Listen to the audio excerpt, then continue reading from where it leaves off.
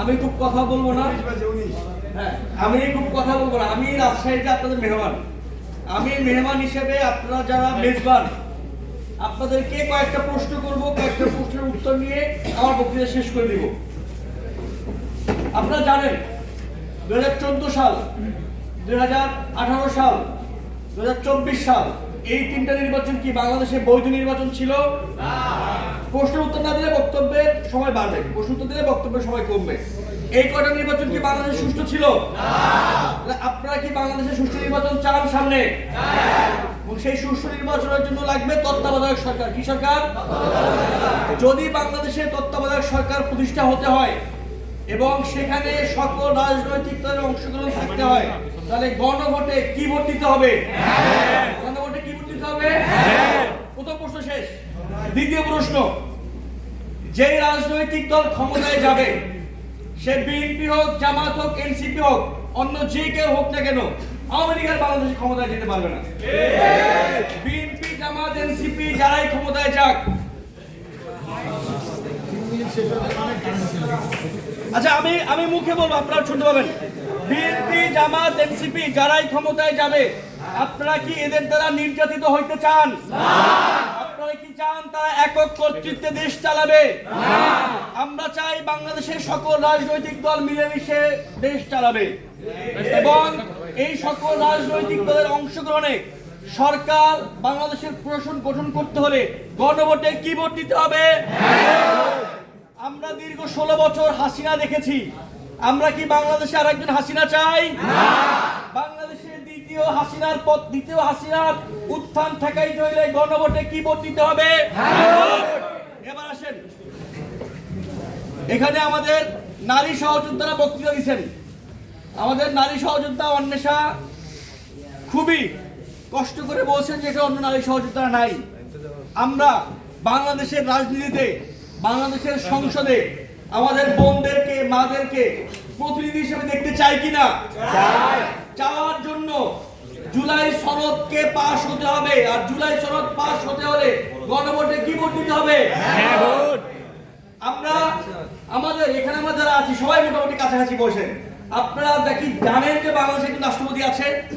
আমরা বাংলাদেশে কোথাও রাষ্ট্রপতির কোনো ভূমিকা দেখি? বাংলাদেশের রাষ্ট্রপতি হয় প্রধানমন্ত্রীর দলের একজন নিম্নতর কর্মী। আমরা বাংলাদেশে একজন যোগ্য, বাংলাদেশের নেতৃত্ব দানকারী এমন রাষ্ট্রপতি চাই। রাষ্ট্রপতি আর প্রধানমন্ত্রীর এই ক্ষমতার ভারসাম্যের জন্য গণভোটে হ্যাঁ ভোট পাস করতে হবে। আমরা দেখেছি উচ্চকক্ষ নিয়ে অনেক আলোচনা হয়েছে, আপনারা শুনেছেন না? বিএনপি উচ্চকক্ষে ভেটো দিয়েছে। আপনারা উচ্চকক্ষ চান কি চান না? উচ্চকক্ষ চাইলে গণভোটে কি ভোট দিতে হবে? জুলাই গণঅভ্যুত্থানের সময় আপনাদের মনে আছে ইন্টারনেট বন্ধ করে দেওয়া হয়েছিল? নাটোরের ভাইরা আছেন, সিঙ্গার এক কুলাঙ্গার বন্ধ করে দিয়েছিল, মনে আছে? আপনারা কি চান বাংলাদেশের কখনো এরকম ইন্টারনেট বন্ধ হবে? না। এই যে ইন্টারনেট সহ সকল সুবিধার অবাধ প্রবাহ, এই অবাধ প্রবাহের জন্য আমাদের গণভোটে কি ভোট পাস করতে হবে? বক্তৃতা শেষ।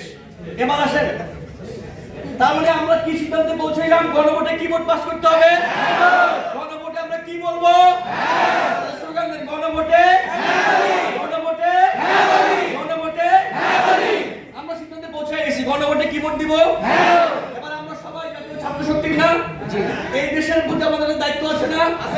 সেই দায়িত্ব হচ্ছে গণভোটে হ্যাঁ ভোট পাস করতে হবে। আমরা হাসিনাকে না বলেছিলাম না? সেটা কিসের স্বার্থে?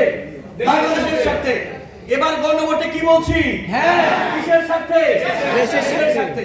দেশের স্বার্থে আমাদের কিছু একটা করার আছে। এই জন্য আপনারা যারা রাজশাহী, এখানে আমাদের নাটোরের ভাইয়েরা আছেন, বোনেরা আছেন, আজকে থেকে আপনাদের কাজ হচ্ছে রাজশাহী এবং নাটোরের প্রত্যেকটি উপজেলা, ওয়ার্ড, ইউনিয়ন সকল জায়গায় পৌঁছায় যাবেন। পৌঁছায় গিয়ে মানুষকে বুঝাবেন। আমি আপনাদেরকে অনেকগুলো কারণ বলছি, কি কারণে গণভোটে হ্যাঁ ভোট জয়যুক্ত হতে হবে। একটু পরে আপনাদেরকে লিফলেট দেওয়া হবে, সেখানেও লেখা থাকবে। এই কারণগুলো মানুষদেরকে বুঝাবেন এবং বলবেন 12 তারিখ কি ভোট দিতে হবে, মনে থাকবে। সুতরাং আমি আপনাদেরকে এই সাংগঠনিক এবং দেশের স্তরে এই দায়িত্বটুকু অর্পণ করছি। এখানে যারা ছাত্র শক্তি নেতৃবৃন্দ আছেন, আপনাদেরকে আরেকটা অতিরিক্ত দায়িত্ব দিচ্ছি। রাজশাহীর সকল উপজেলা, মহানগরের সকল থানা, রাজশাহীর সকল কলেজ, বিশ্ববিদ্যালয়ে খুব শীঘ্রই আপনারা কমিটি গঠনের কাজ শুরু করবেন। জুলাই গণ অভ্যুত্থানে যারা নেতৃত্ব দিয়েছে রাজপথে, তাদের নিয়ে যাতে যে ছাত্র শক্তির পথ চলা শুরু হবে। নাটোরে যারা আছেন আপনাদের জন্য একই নির্দেশনা, আমরা 1 মিনিট স্লোগান দিব, এরপর যাত্রায় চলে যাব। গণভোটে